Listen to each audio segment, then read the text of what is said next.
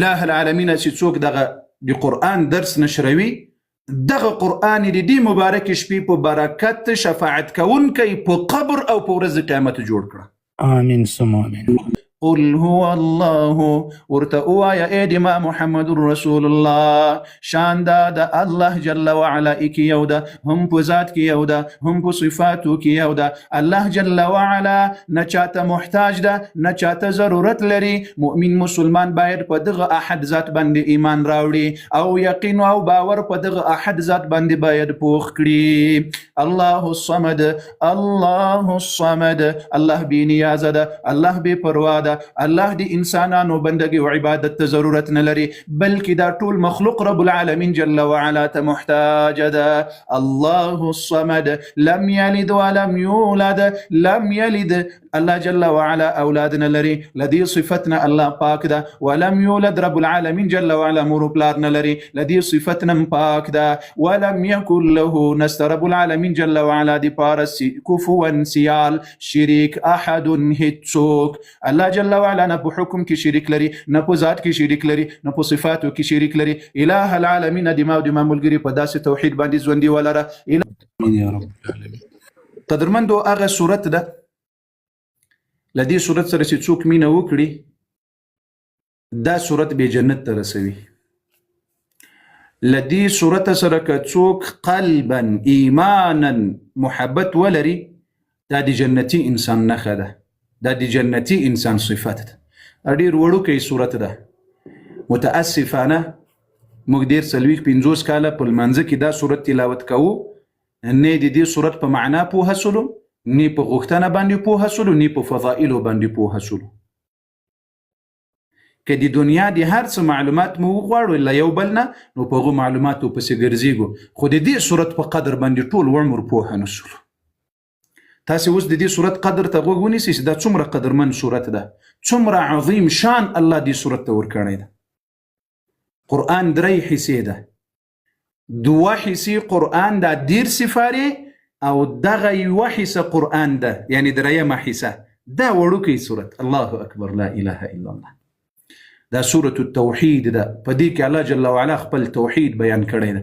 دا صورت ګوري هر انسان خپل نسب لري. دی رب العالمین جل وعلا نسب څه شی ده؟ دا صورت ده.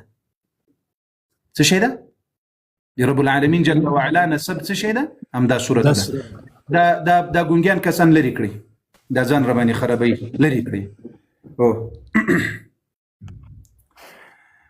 قدرمندو دوستانو سورة الاخلاص د دې شان نزول به درته بیانوم کله نازل شوی د دې لفظي زده کړه به درته کوم اجرا د تجوید او فضائل به درته بیانوم. اوله سر به په فضائلو باندې شروع راوکړو. محمد رسول الله صلی الله علیه وعلى آله وسلم تاسو د دې صورت په فضائلو لیک ځان پوهه کړی لیک ځان خبر کړی به درک درته معلوم سي. دا صورت څونه وړوکی ده څونه عظیم شان لري څونه عظیم شان لري. رسول الله صلی الله علیه وعلى آله وسلم صحابه ورته ویل وای تاسو ټول سره را یو ځای سئ زه درته راځم 3مه حصه قرآن درته اوروم 3مه حصه قرآن درته ښیم. نبی علیه السلام کور ته لاړل صحابه چې د مسجد نبوي شاوخوا دا یې راټول کړل. کله چې راټول کړل نورو صحابه چې راغلل محمد رسول الله صلی الله علیه وعلى آله وصحبه وسلم راووتل ورته ویل چې ما باندې یو صورت را نازل سول هغه صورت ده سورة الاخلاص دا 3مه حصه دی قرآن. نبی علیه السلام بیرته لاړل صحابه انتظار دي چې اوس نبی علیه السلام 3مه حصه قرآن راته تلاوت کوي. دا خو فقط سورة الاخلاص تلاوت کړل. نبی علیه السلام څو وخت وروسته راووتل کله چې راووتل ورته ویل وای په الله قسم یا الله په ذات قسم چې دغه صورت 3مه حصه قرآن ده. څه معنی 3مه حصه قرآن ده؟ الله اکبر لك درې وارې چې وایي یو د قرآن دی ختم کړو. یعنی که چا یو ځلې سورة الاخلاص تلاوت کړل لکه 3مه حصه قرآن سي لکه 10 سپارې قرآن سي تلاوت کړی دومره اجر به الله ورکړي. خو که د 3 ځلې تلاوت کړل الله به دومره اجر درکړي لکه دا ټول قرآن سي تلاوت کړی. الله اکبر. دا عظیم صورت ده. نور فضائل سوکه درته خیم. محمد رسول الله صلی الله علیه وعلى آله وسلم ابو هريره رضی الله عنه و امام نبی علیه السلام په یو سفر باندې تللیو روانو نو یو سړی د سورۃ الاخلاص تلاوت کوي د څه شي تلاوت کوي د سورۃ الاخلاص تلاوت کوي نبی علیه السلام وايي ورته ویل وجبت څه شي ورته ویل وجبت ابو هريره رضی الله عنه وایي زه یو څه ځای راغلم لغنه ورسته مې نبی علیه السلام ته ویل یا رسول الله تا په یو خبره دی وکړه وجبت دا دی په څه خاطر باندې وکړه الله اکبر نبی علیه السلام ورته وایي دا کوم سړی سي د سورۃ الاخلاص تلاوت کول دومره محبت ورسره درلودل چې د دې محبت په بدل کې رب جنت ورته واجب کړل الله اکبر الله جنت ورته واجب کړل د دې سورۃ د محبت او د تلاوت په خاطر موږ څه کوو موږ ډیر څکانه دا سورۃ وایو کولو ولا واخذ على وسوامات بلاد دې قران درو ګرځي رسالات شیطانات خباثات ماهرین یاس پکې په سیاست کې ماهرین یاس اوس که دلته د مسلمانانو په بې عزتي کې خبرې در سره شروع کړم یا هر یو متر زبه ده څونه یو متر زبه ده خو که سورۃ الاخلاص درته وایم چې د دې سورت کله رب را نازل کړی ده د دې فضیلت څه شی ده ولا قاری صاحب مسافر وم څه درته وایي مسافر وم یو صحابي وایي رسول الله صلی الله علیه وسلم ته راغلم چې یو صحابي مې ولیدل چې هغه ټوله شپه د سورۃ الاخلاص تلاوت کول د سورۃ الاخلاص تلاوت یې کول وایي زه راغلم نبی علیه السلام ته ویل چې یا رسول الله هغه پلانی صحابي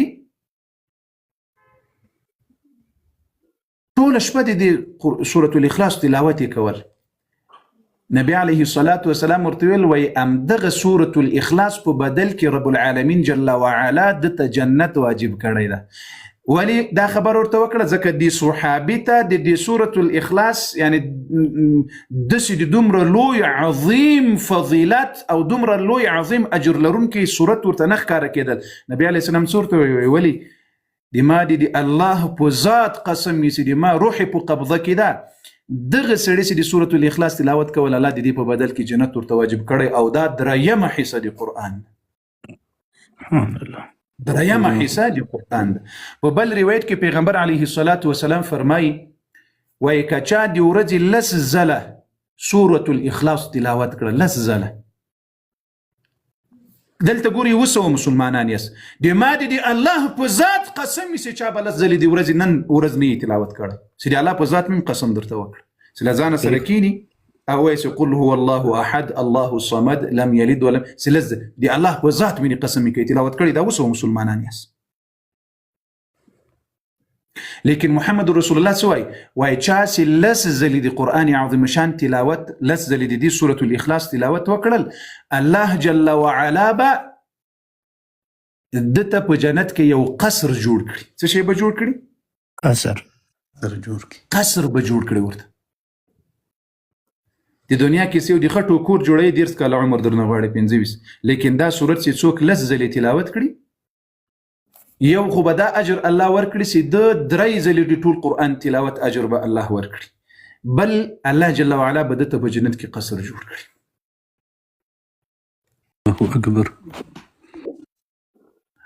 دا سورۃ الاخلاص کله را نازل سول دا ډیر فضیلتونه لري یو به بل فضیلتون بعضی فضائل بیم درته مشان نزول بیم درته وایم ان شاء الله مراد سرلوري قدرمن او عزتمن په دا ډیرو خلکو د قرآن عظیم شان درس بد لګي ښه نو رب مو زړه در باندې دروچو وو او بدا چا چې خلګي رب جل وعلا دی په دنیا او آخرت کې خوشاله کړي امين یا رب نبی علیه الصلاة والسلام صحابه ته ویل و ای صحابه آیا تاسو دا طاقت لري چې درېیمه حصه قرآن تلاوت وکړي صحابه خفص و پریشان اوس یا رسول الله دا خو د موږ دومره په وس کې نه کیږي دومره طاقت نه لرو نو په دغه وخت کې نبی علیه الصلاة والسلام ورته ویل چې سورۃ الاخلاص د درېیمې حصې قرآن برابر ده دا که چا تلاوت کړل الله جل وعلا به دته د درېیمې حصې قرآن اجر ورکړي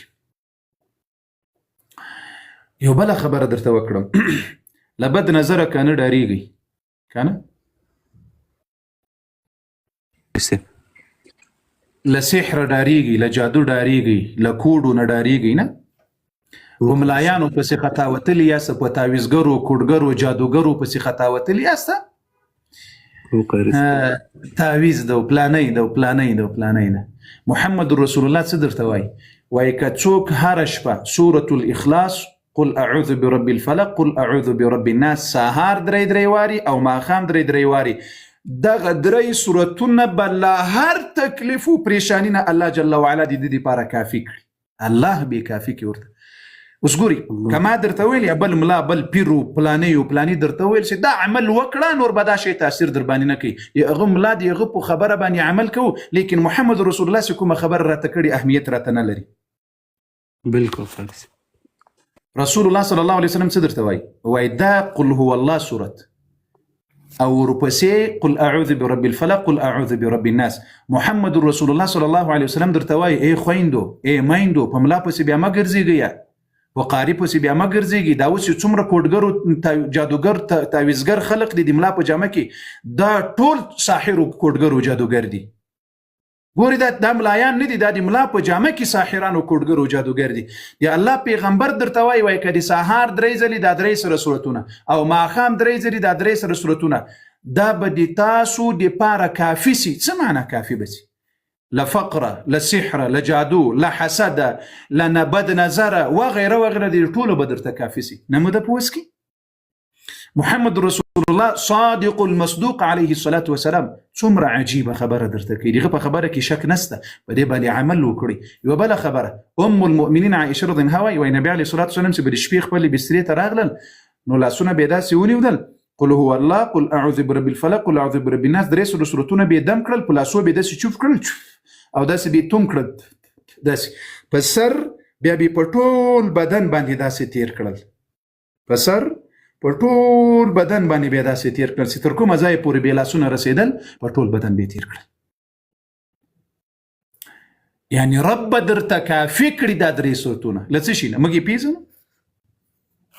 موږ یې بیا پېژنو؟ کولو والا وغدا نه، زده کوې به یې، په معنا به ځان پوهوي څه شی پکې دي. دا سورتونه وروسته په قل اعوذ برب الفلق په صورت کې به انشاءالله سبا درته راسي. دا صورت ولې الله را نازل کړل هلته به درته وایم. سورة الاخلاص، قل هو الله احد، دا ډېر شناخته صورت ده. دا د موږ د ماشومانو هم زده وي الحمدلله، د موږ د ښځو هم زده وي، د میندو، د سپین ږیرو، د بوډاګانو، د ټولو زده وي الحمدلله، خو ورباندې پوهېږي نه. دا صورت کوم صورت ده؟ څومره فضیلت لري. اله العالمین د موږ د دې مبارک شپې په برکت یا الله موږ ته دا قرآن په دنیا او آخرت کې شفاعت کوونکی جوړ کړ.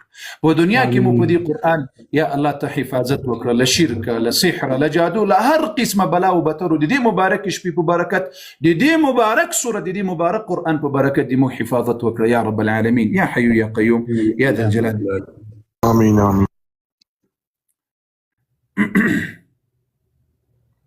نبی علیه السلام ورته ویل وایي درېیمه حصه قرآن مو په وس کې، د صحابه ورته ویل سینا یا رسول الله. نو نبی علیه السلام سورة الاخلاص ورته وویل. قدرمندو دوستانو، د دې سورت په فضائلو کې ډېر فضائل شته. ابو یعلا کې یو روایت راغلی ده، پرون په همدغه روایت کې د موږ لایف خپرونه در باندې بنده شوه. الله جل وعلا دې موږ ټولو مخلصو ملګرو ته په ژوند او رزق کې برکتونه ورکړي. اله العالمین دې د دې مبارک شپې په برکت تاسو ته د دې بدله درکړي. امین یا رب. ابو یعلا حضور صلی الله علیه وسلم وایي په تاسو کې داسې څوک څه دا درې کارونه وکړي، څومره خوشحالونکی حدیث ده، څومره خوشحالونکی حدیث ده. دا د دې صورت فضائل تاسو وګورئ. درې کارونه څه شي دي؟ رسول الله صلی الله علیه وسلم وایي دا درې کارونه د تاسو څوک صدر پکې سي په ایمان سره یې وکړي. څه معنا؟ یعنی په دې صورت کې ته پوهېږي او عقیده دی وي، ایمان دی وي په دې صورت باندې چې او ښه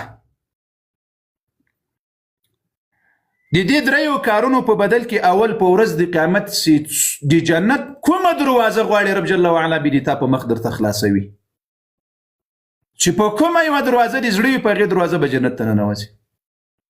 الله اکبر.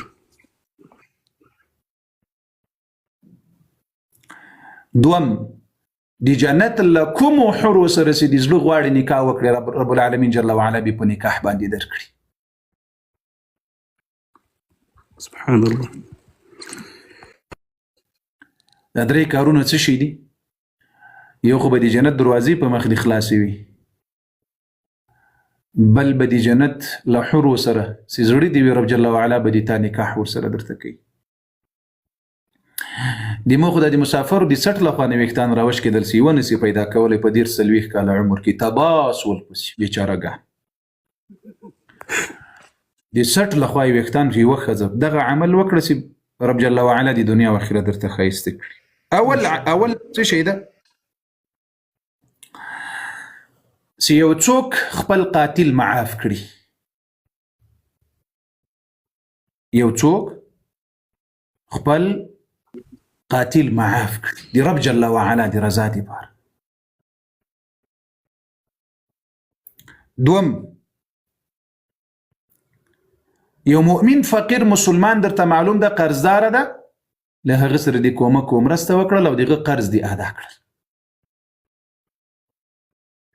دریم، که څوک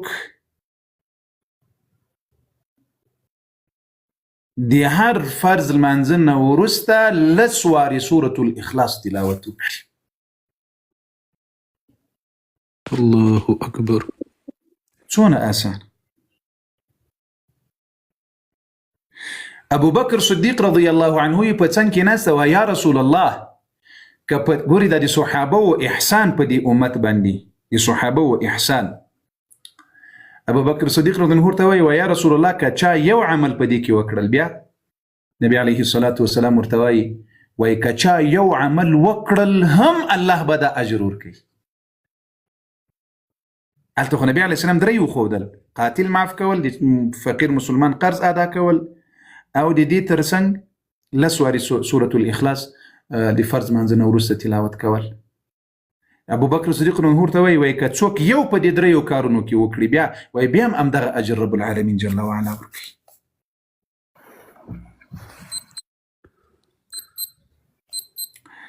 د تبوک په غزا کې ولو که دې روایت کې څه خبره سه امام بیهقي رحمه الله راوړی ده. خیر، له دې نه مخکې سورة الاخلاص کله را نازل سول؟ سورة الاخلاص د مکی کفار راغلل دغه ځای ته مو غوږ سئ ښه. سورة الاخلاص د مکی مشرکین راغلل، رسول الله صلی الله علیه وسلم ته ویل چې د خپل رب نسب دې راته بیان کړه، یعنی رب پلار څوک ده، مور یې څوک ده، اولادونه یې څوک دي. نه ما مخکې تاسو ته ویل چې هر انسان نسب لري، د رب نسب څه شی ده؟ سورة الاخلاص ده. په دې کې څو مهمې خبرې دي، په دې باندې ښه ټول سر را سره خلاص کړي. په دې کله چې دوی دا خبره وکړله جبريل علیه السلام راغلل رسول الله صلی الله علیه وسلم ته ویل چې ورته ووایه قل هو الله احد. اوله سر قل، دی قل کې دا خبره الله جل وعلا ورته وښودله چې دا د ما پیغمبر څه درته وایي، دا د ما پیغمبر دا چې دی څه درته وایي دا ما ورته ویلي دي. د ما پیغمبر څه درته وایي دا ما ورته ویلي دي. قل هو الله، د ما رب هغه ذات ده چې هغه احد ده. څه شی ده؟ احد ده. هم په ذات کې یو ده، هم په صفاتو کې یو ده. رب جل وعلا دا توحید نه دا درې اقسام لري. توحید د الوهیت ده، توحید د ربوبیت ده، توحید د اسماء و صفات ده. دا ذکر دا د احد په معنا کې راځي. الله جل وعلا په ربوبیت کې یو ده. د مکې چې څومره مشرکین وو هغوی له الله سره په ربوبیت کې شک نه درلودل. څنګه توحید د ربوبیت؟ یعنی د دې ځمکې او د دې اسمانو د دې کائناتو پیدا کوونکی څوک ده؟ الله. لمر، سپوږمۍ، ستوري، اسمانونه، ځمکې د دې پیدا کوونکی څوک ده؟ الله. دا د مکې ابو جهل هم دا عقیده درلودله، دا یې نه ویل چې دا دوه خدایانو پیدا کړي دي. دا چا؟ دا یې نه ویل.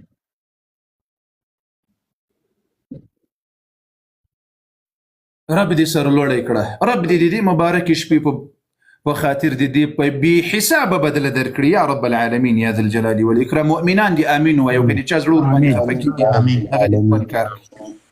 الهی امین. اله العالمین دې دې قرآن په برکت، دې مبارک شپې په برکت دې خپل شان مطابق بدله درکړي، ځکه دا دعا په ډېرو خلکو بدلګي. دا دعا په ډیرو خلکو څه شي بده لګیږي.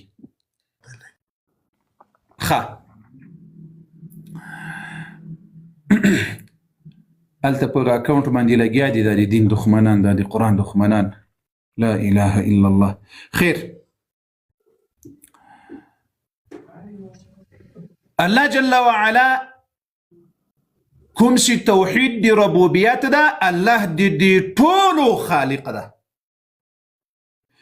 اوس توحید دی الوهیت څه شی ده؟ توحید دی الوهیت دا ده چې یوازې د دغه رب عبادت به کوې، دعا به له دغه رب نه غواړې، صحت به له دې رب نه غواړې، رزق به له دغه رب نه غواړې، بل چاته به آواز نه کوې. موږ چې دا شیعه او روافضو ته مشرکین وایو، خو په همدغه خاطر ورته مشرکین وایو چې د الله یو صفت د آواز د مدد غوښتلو دی له غیر الله نه کوي. مدد له چا نه غواړي؟ له الله نه. غیر الله نه. صحت به له چا نه غواړي؟ له الله نه. له الله نه بغیر بل چاته به آواز نه کوي. پیر، زیارت و ولی و صحابي و غیره دې ته به آواز نه کوي. فوق الاسباب کی مدد یوازې د رب جل وعلا حق د لغنه به مدد غواړي. ایاک نعبد و ایاک نستعين والذین تدعون من دونه لا يستطيعون نصركم ولا انفسهم ينصرون. ګوري والذین تدعون من دونه، لا الله نه بغیر سوی دا خلق لچان مدد و رزق و صحت غواړي. لا يستطيعون نصركم، دي تاسو مدد نسی کولای، ولا انفسهم ينصرون، نه دي خپل ځانو مدد کولای سي. نو دي تاسو به څنګه وکړي؟ نو لا الله نه بغیر یا پلانای بابا یا پلانای زیارته یا خوڅ اعظم یا پلانای دا आवाज منه کوي. دا دعا غوښتله، مدد غوښتله، دا توحید دی الوهیت ده. که دا صفت غیر الله ته ورکړل، په الوهیت کې دی رب العالمین جل وعلا سره شریک جوړ کړل. الله اکبر.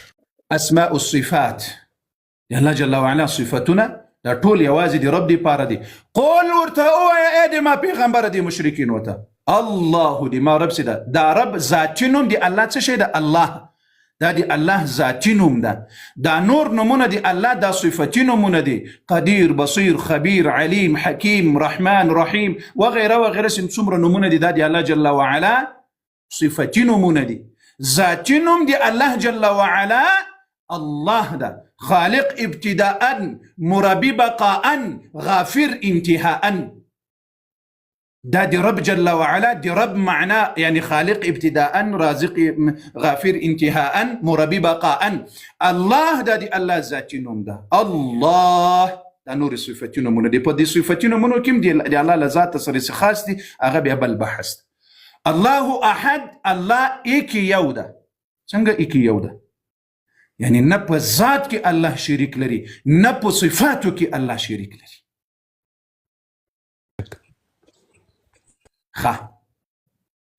دا واحد او احد دا یو معنا ورکي. دا احد سیده دا په ترکیب دی تجزیه کې تعدد نه قبلوي، شکل نه قبلوي. نو ذکر رب العالمین جل وعلا ورتوي سي ورتوي احد واحد ونوين احد په دې خاطر سي الله جل وعلا اغه ذات ده چې په هر څه کې احد ده. په هر څه کې څه شی ده؟ احد ده. په دې ځای کې زه بعضې خبرې نورې درته وکړم. بارک الله فیکم، رب مو سرلوړي عزتمن او قدرمن کړه.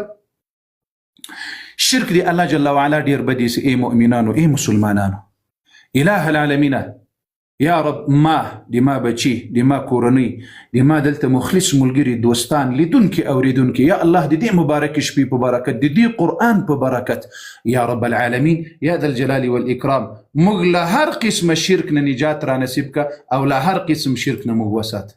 یا حي یا قیوم یا ذا الجلال والاکرام یا رب العالمین، د دې عظیم شپې په برکت، د دې عظیم کتاب په برکت، یا رب العالمین موږ له هر قسم شرک نه څه شی وکړه؟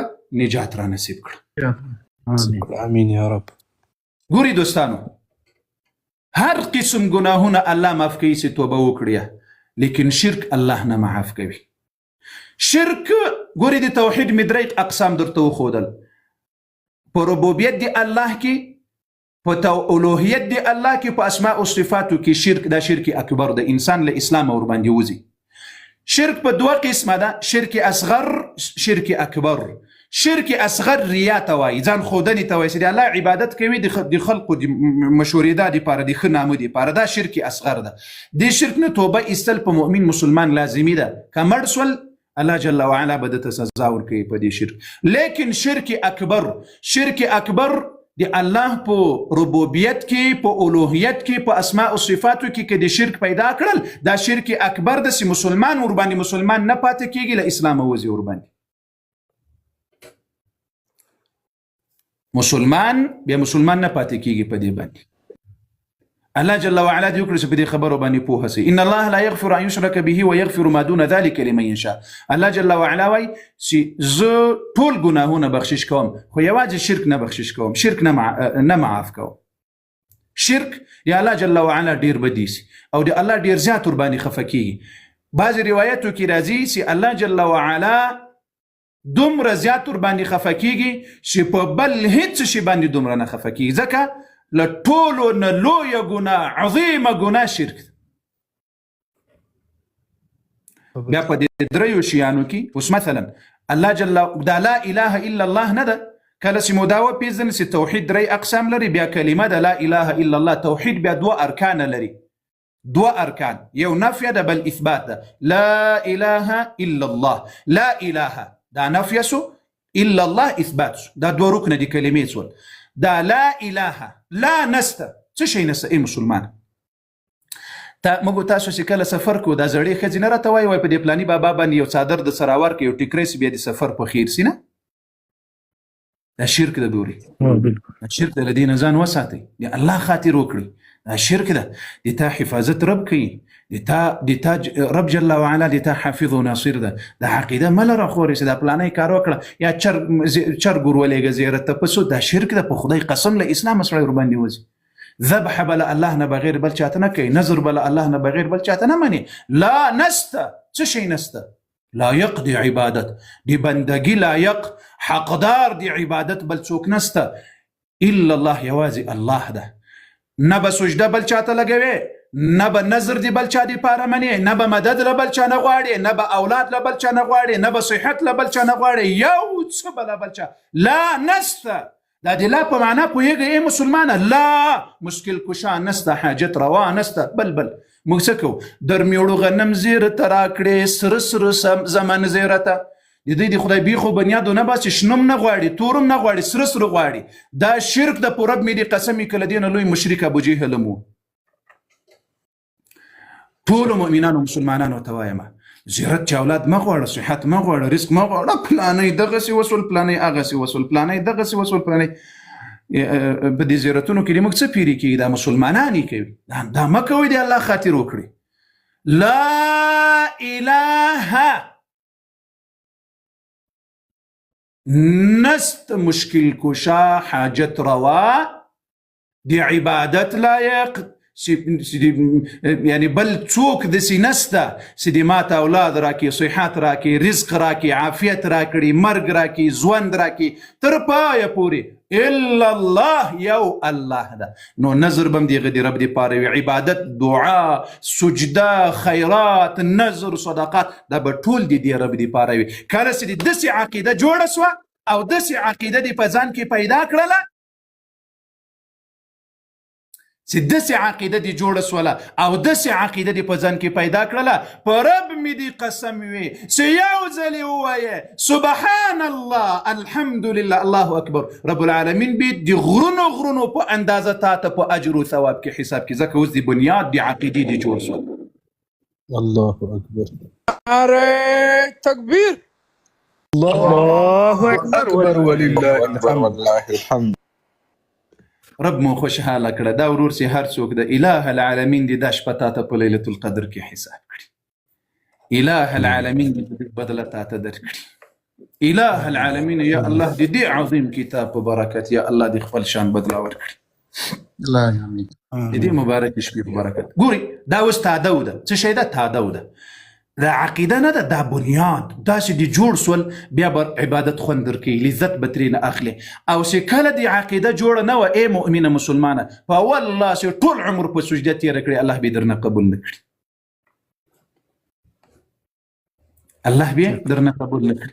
بنیاد عقیده جوړ کړه. کله چې د عقیده جوړ کړه نو که عمل به ځکه ګوریا الله جل وعلا قرآن کې وایي الذي خلق الموت والحياة ليبلوكم أيكم أحسن عملا. إله العالمين هغه ذات ده چې مرګ او ژوند پیدا کړی دی او تاسې ازمویي شي په تاسې کې څوک اکثر عملا الله ویلی ده که احسن عملا الله ویلی ده. اے مؤمنانو اے مسلمانانو احسن عملا الله ویلی ده که اکثر عملا. احسن عملا ښه عمل هغه وخت کې خوند کوي چې کله د عقیده جوړه وه. ښه عمل هغه وخت خوند کوي. ګوري دا به تاسو په دې وطنونو په افغانستان او پاکستان کې دا ډانګیي دا شرابیان سګریټي پیران نه دي. دا پرېږدئ توحید به مو جوړ شي. په خدای قسم دی رب دپاره دا خبره درته کوم نن زمانه کې چې څومره پیران دي څومره دجالان دي دا سګریټیان کنزلماران چې هغه د ښو خلقو د الله د دوستانو د واقعي پیرانو د علماو رنګ یې وربد کړی ده. دا دجالي پیران دا دجالي خلق دا د رب دپاره پرېږدي چې عقیدې مو جوړې سي ایمانونه مو رب قبول کړي. دا پرېږده یا د موږ ډېر مسلمانان د دې ته و یو نظر خو را باندې وکړه چې دا دې وویل چې یا رسول الله نظر را باندې وکړه لا ایمان نه خلاص ولې. الله اکبر. حاضر او ناظر دا د رب العالمین صفات ده. دا به بنده ته نه ورکوي دا به چا ته نه ورکوي. حاضر الله ده ناظر الله ده دا صفت دی رب ده. دا به انبیاء ته نه ورکوي نو دا سګریټیانو دا دجالانو دا فرعونیانو ته یې څنګه ورکوي؟ له رب نه شرمېږي نه؟ له الله نه شرمېږي نه؟ دا پیران دا موږ تاسې وطنونه سي تباه دي. دا د موږ تاسې وطنونه سي تباه دي. د الله رحمت ډېر را باندې نه راځي. کله چې بیا د الله رحمت راځي سیلابونه را باندې راځي زلزلې را باندې راځي. ای امته د رسول الله توحید وپیژنئ. ای امته د رسول الله رب وپیژنئ د رب شان وپیژنئ. دا زه چې څومره خبرې درته کوم په ما وار بار ناوخته کېږي تهجدو ته ځمه. دا مخلصو ملګرو مؤمنانو ته به هم هلته د رب جل وعلا په دې عظیم عبادت کې مو لا کله یادوځي انشاء الله. دا مو حق ده راباندې که د چا خوا بدېږي که زړه خوشحاله کېږي دا مو حق ده. دې صورت کې که تر سبا دا ټیمه خبرې درته کوم په خدای قسم که تمامې سي. خو الله احد دا احد کوم صحابي ډیر زیات ویل چې کفارو به ظلمونه ورباندې کول؟ بلال رضی الله تعالی عنه ویل. بلال رضی الله عنه. احد ته په دې سجده کې رب ته ووایه ای احد الله ای ارحم الراحمین الله. ای مؤمنه مسلمانه تسې له دغسې ډانګیي پیرانو دجالانو نه غواړې له قبرونو نه یې غواړې له مړو نه یې غواړې ولې رب دې کمزوری دی رب یې نه درکوي؟ له رب سره ختم سوي دي د تا حاجتونه نه خیر. الله الصمد وروسته لفظ کې راځي الله بېنیازه ده. الله چاته محتاج نه ده. قل هو الله یار بیا لفظي زده کړه زر درته وکړم. په دې هر آیت کې ډېرې خبرې دي څوکه څوکه به درته کوم. نو کله وخت کې چې دا کفارو د مکې مشرکینو پوښتنه له رسول الله صلی الله علیه وسلم نه وکړه چې د تا د رب نسب راته بیان که. رب جل وعلا دا صورت را نازل کړل. دا صورت چې را نازل کړل الله جل وعلا رسول الله ته وویل قل کل. اوله غلطي د زړه سرونو قل ویلو ته وایي قل ویلو ته وایي کل خوړلو ته وایي. دا اوله غلطي ده. ښه د زړه سرونو په لمانځه کې چې وایسته کولو ولا کل دا ګوریا که څوک قصدن داسې وایي د دې معنا غلطیږي. ښه او که څوک قصدن زده وي قل خدای کل وایي د دې سړي لمونځ فاسد ده. د دې سړي لمونځ څه شی ده؟ د دې لمونځ خلاص ولو فاسد ده. صحیح ده. ډېر په لمانځه کې داسې الفاظ شته. احتیاط وکړئ د قرآن په زده کړه کې د قرآن په الفاظو ویلو کې. کل څه شي ته وایي؟ کل خوړلو ته وایي. عربي کې تعال کل معانا راسه له موږ سره وخوره. قل ووایه دا زده کړئ. قل قاف قل هو ای د ما پیغمبره قل دی خلقو ته وایه هو شان دا ده الله چې ده احد ایک یو ذات ده. په ذات کې م یو ده په صفاتو کې م یو ده. اولاد رب درکوي رزق رب درکوي صحت رب درکوي. دا د رب جل وعلا صفتي نمونه دي الله جل وعلا. دعاء لبل چا نه به مدد نه غواړي له الله نه بغیر. احد ذات ده. هر څه ورکوونکی احد ذات ده. نو هو قل هو داسې به نه وایسته قل داسې به هم نه وایسته قل هو قل دا لام په دې قاف نه وروسته چې لام راغلی ده دا لام امري ده دې ته لام څه شی لام امري وایي یعنی قل اظهار به پکې کوي قل هو هذا داسې به هم نه وایسي هو الله نه غلطه ده ښه هو الله لام بدي الله جل وعلا لفظ دلته راغلی ډک بیا وایسته ما تاسو ته مخکې ویلو چې ټول قرآن کې لفظ دی الله راغلل مخکې حرف زبر پیش درلودل ډک بیا وایسته هو الله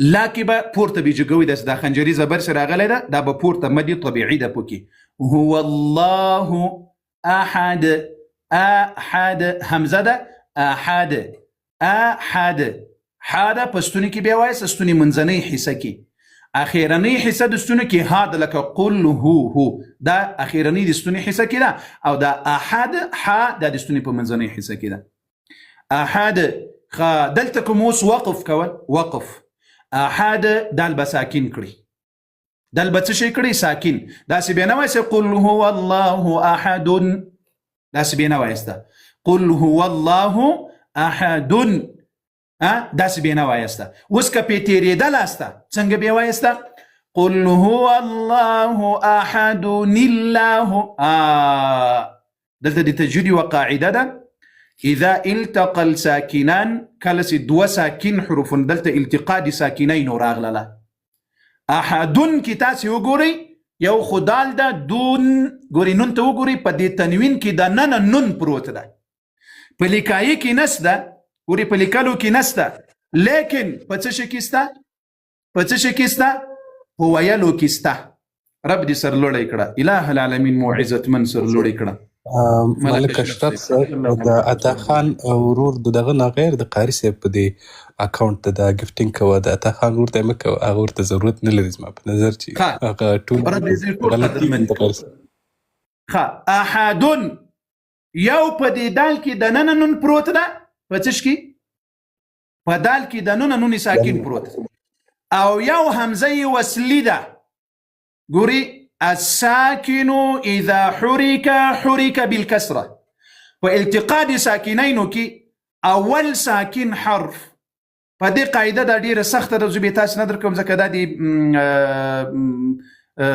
بیا درس نورم در باندې سختيږي خو دلته به زه اسانه داسې درته وایم ګوري قل هو الله احد الله الصمد بنا وایسته ګوري دا دوم الله الصمد کې سراغله د ټیم مربانی نا وخت کېږي د الله دې رحم وکړي الله و دې الله کې دا الف همزه سراغله دا قطعی ده که وصلی ده وصلی همزه ده که قطعی ده څه شي ده وصلی ده شابه دیتا وصلی همزه ویل کېږي وصلی ولی تاسو وګورئ وصلی همزه په وخت دی وصل کې لمین ځي یعنی چې دواړه آیاتونه یو ځای وایست ده بیا دا لمین ځي کله چې همزه په ټول قرآن کې په وخت دی وصل کې لمین ځلاړه یعنی په وخت دی ویلو کې لمین ځلاړه دا وصلی همزه ده او که په وخت دی ویلو کې لمین ځ نه لاړه بیا پوسې قطعی همزه ده وسوګوري قل همزه ته وګوري قل هو الله احد الله همزه تسوى لمين زلاره نو پوسې دا وصلی همزه ده بیا به داسې نه وایي چې قل هو الله احد الله الصمد نه قل كموصل كول كموصل نه کول خو پوه سو چې قل هو الله احد احد بعض خلق دا شوی قل هو الله احد دا صحیح نه ده قل هو الله احد احد قل هو الله احد كموصل كول قل هو الله احد الله دلته ګوري دوه ساکینه راغلل دوه ساکینه درته معلوم سول یو په تنوین کې نون ساکین د په دال کې د دون دلته نون ساکین پکې پروت ده او یو همزه وصلی ده دا ساکینه ده په وخت دی وصل کې دا ساکینیږي نو دوه ساکینه راغلل دا دوه ساکینو نه به موږ څنګه ځان خلاصو څنګه دا څنګه ویل کې چې قل هو الله احد لله الته خو همزم ساکن سو دلته په دال کې نون ساکن دي تنوین پروت ده دام ساکن ده د دې د خلاصون دی لپاره قاعده په علم تجوید کې ده چې اول ساکن ته بدلته اوس مگزیر ورکو چې له مشکله د التقاء د ساکنین خلاصو او ترڅو الفاظ سالم ویل سي او معناتکم تغییر ورنسي قاعده په التقاء د ساکنین په داسې ځای کې څه شي ده اذا التقى الساکنان نو بیا په دې وخت کې الساکن اول په کسرې سره په زیر سره به څه شی ورکوو حرکت ورکوو. اوس ګوري قل هو الله احد نی الله سر مخلاص ول دې زړه سرونه کنه قل هو الله احد الله نلا دا موصل كمكول الله الصمد الله مشركين ورته ویل رسول الله صلى الله عليه وسلم ته سدي تا رب دي سپینو زرو د دي سرو زرو د څه شي ده نو الله دلته د دې جواب وکړل چې واجب الوجوب ذات کومه ماده نه ده لکه تاسو چې کوم فکر کوي الله رب العالمين جل وعلا سيدا الصمد بنياز ده بپروا ده چاته محتاج نه ده بلکې ټول انسانان رب جل وعلا ته محتاج دي. يا رب يا رب يا رب يا حي يا قيوم ذاته اله العالمين طول عمر مو تاته محتاج کړي لتانا بغیر مو بل چاته محتاج مکړي يا رب اله العالمين دي عظيم صورت دي عظيم شپې په برکت يا الله يا رب العالمين دي تا په توحید باندې مو نور ایمانونه مضبوط او قوي کړي دي تا په وحدانیت باندې مو نور ایمانونه زړونه قوي او مضبوط کړي لکفر او لشرک او لضلالت مو يا رب العالمين وساتي مغ او دا ټول مؤمنان مسلمانان سي په لایف کې دراسه امين. الله الصمد الله بي پروا ده الله بي نیاز ده څه معنا دي موږ وال خو سي دغه ولا بشله کر منټه کې المنځو تراوی ټول کوم الله محتاج نه درته والمنځ ځان خلاص کړه په عبادت ځان خلاص کړه عبادت نه ځان مخلاصو دلته څونه مسلمانان یاست ګوري دا ډیره ناروا خبره ده چې مسلمانان وای راځي د دې المنځ نه به ځان خلاص کو ولی ها لدې زکات نه به ځان خلاص کو لدې پلاني عبادت نه به ځان خلاص کو لدې پلاني عبادت ولی بوج در باندې تکلیف در باندې دا ناروا خبره ده د زړه سرونو الله په دې خبره خفه کیږي د الله له عبادت نه ځان مخلاصوه د الله په عبادت ځان خلاص کا څه مې وویل الله په عبادت ځان خلاص د الله په عبادت د الله په بندگی ځان خلاص کړه په لمانځه ځان خلاص کړه لمانځه ځان مخلاصوه د روزې مبارکې میاشتې په نیولو باندې د روزې له نیولو ځان مخلاصوه د روزې په نیولو ځان خلاص کړه له عذابونو له تکلیفونو له پریشانیو الله الصمد الله بی نیاز ده الله دی پروام نه لري کدا د ټول دنیا انسانان د فرعون غوندي کافر سي دی الله جل وعلا خدای ته دومره ضرر نسی رسولای کدا د ټول دنیا انسانان ټول انبیا سي دی الله په خدای کې دومره زیاتوالی نسی راوستلای ولی رب سوای ان الله غنی عن العالمین الله غنی د العالم نه ټول انسانیت نه ټول دنیا الله دې شیانو ته ضرورت نه لري نو ای مؤمنه مسلمانه موږ تاسو باید رب ته خپل محتاجي وړاندې کو مبارک شپې دي زړه دې خالق را رب ته یا الله بندگانو سي انسانانو ته عاجز کیږي انسانانو ته عجز کوي انسانانو ته کم راضيه بل پیری کوي هغه عجز دې رب ته ښکارا کړ چې ای رب ته محتاجم ای خالقه ای رب العالمین ای هغه ذات سي خزانه دې ډکې دي ای هغه ذات سي ته په غوښتلو خوشاله کېږي له تا نه سې څوک نه غواړي ته خفه کېږي ای ربه محتاج یم درته ای ربه په دې تکلیف کې راګیرم په دې پریشاني کې په دې سختي کې ای ربه زړونه مو راوباسئ د باندې هغه رب در باندې عالم داسې د تا په زړه کې څه دي راویې باسه خالي کړه خپل خالق جل وعلا ته الله الصمد الله بې نیازه ده الله الصمد په دې کې مفسرینو ډېرې زیاتې خبرې کړي صمد هغه چاته میله کېږي چې ډډه نه لري نس نه لري یو څو بل څه دا ټول تفاسیر دي مفسرین او صحیح دي خو ما هغه خلاصه درته راواخیسه هغه مغز الله الصمد الله بی نیاز ده الله بی پروا ده الله چاته محتاج نه ده که الله جل وعلا وسګوریا یعنی څنګه چاته محتاج نه ده لم یلد الله اولاد نه لري اولاد خو كرب جل وعلا اولاد درلودل خو الله بیا محتاج سو نو اولاد خو رب العالمین جل وعلا نه لري الله جل وعلا میراث نه لري الله جل وعلا اولاد خو هغه څوک ضرورت لري چې په انسانان دي هغه پیدایش ته ضرورت لري هغه خځې ته ضرورت لري و غیره دي شنو هغه خو خالق در رب جل وعلا نو دا بعض انسانانو ته ګوریا زه یو عجیبه قاعده د دینن زمانی ملحدین چې شکونه ورته اچوي خالق و پیژنې کله چې مخالق و پیژندل بیا به مخلوق په نظر ورته نه ګوریا خالق وي مخلوق وي مخلوق ته به خالق صفات نه ور کوي د خالق د مخلوق په نظر به ورته نه ګوري او خالق ته بیا د مخلوق په نظر نه ګوري خالق ته به د خالق په نظر ګوري مخلوق ته به د مخلوق په نظر ګوري د مخلوق صفات به خالق ته نه ور کوي د خالق صفات به مخلوق ته نه ور کوي بیا ته فرق کولای شي او د الله په ذات کې به نور فکر نه کوي په شریعت کې ممنوع ده د الله په ذات کې فکر کول د الله په مخلوقاتو کې به فکر کوي د الله په څه کې په مخلوقاتو کې د الله په ذات کې به ولې فکر نه کوي ځکه الله دومره علم نه درکړي الله دومره عقل نه درکړي الله دومره بصیرت نه درکړي د الله ذات غیر محدود ده د الله علم غیر محدود ده د الله خدای غیر محدود ده د الله جل وعلا ټول کمالی صفات غیر محدود دي نو تو خو انسان محدود یې ته دا اوس تاسو ته ګورم شان نه ګورم دا اوس تاسو د ما اواز دلته ګوري نور خلق نه اوري دا اوس په دې کامره کې ما اواز ته خو دی باندې نسته زه محدود یم په ارڅ کې په علم کې زه محدود یم په عقل کې زه محدود یم په بصیرت کې زه محدود یم په ارڅ کې زه محدود یم نو دی یو غیر محدود د محدود انسان چې په ارڅ کې محدود ده چې هغه په غیر محدود کې فکر کوي دا دی بیعقل او دی لیونی او دی جاهل انسان کار پوهیږئ ولا څه په دې خبره قاری صاحب محترم بشک جزاكم الله خير الله جل وعلا اغزات غير محدود ده اعوذ بالله من الشيطان الرجيم الله الصمد الله بنياز لم يلد الله اولادنا لري ځکه الله جل وعلا په اولاد څه شي الله ته مرګ نه راځي الله جل وعلا غني ده لا میراث نه ولا ارث الله جل وعلا واجب الوجوب او څومره دي کمال صفاتونه دي دا ټول دی رب جل وعلا دی پاره دی الله څه ضرورت نه لري نو اولاد ته خو انسانان ضرورت لري ځکه دا مشرکینو چې نبی علیه السلام نه دا پوښتنه کړې چې د تا دی رب نسب مور او پلار او اولادونه ایدات څه شي دي نو الله جل وعلا دی غو جواب وسکي الله الصمد الله څوک ده الله بی نیاز ده الله چاته ضرورت نه لري الله چاته محتاج نه ده لم یلد اولاد منست ولم یولد مور او پلار منست الله نه اولاد لري نه مور او پلار لري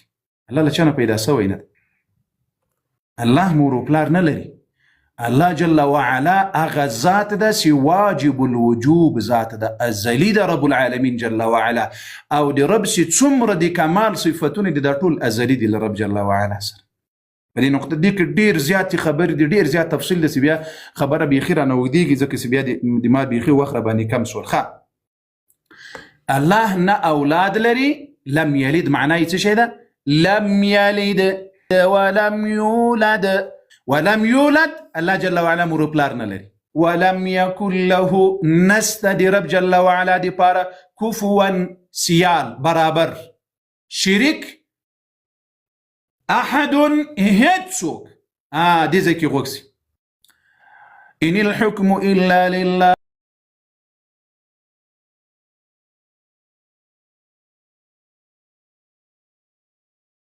په اسلامی نظام کې د مسلمانانو د پاره به حکم یوازې د الله وي د ټرمپ او د مودي او د بل او د بل دا اوس ټوپسکي مسیرانه دي د مسلمانانو رب جل وعلا د امت مسلمه له دوی نه خلاص کی الله دې دوی پر ځای باندې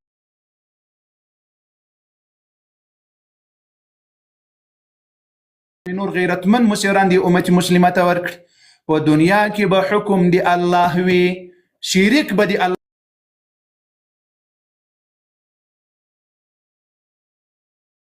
ګوري دا جمهوریت ولی کفر ده دا نن زمانه کې چې کوم رواجي جمهوریتونه دي دا ټول کفر دي اما شریعت مطهره دا کې حکم دي چا ده ان الحكم الا لله بشك دا الله حكم او ولله ملك السماوات والارض.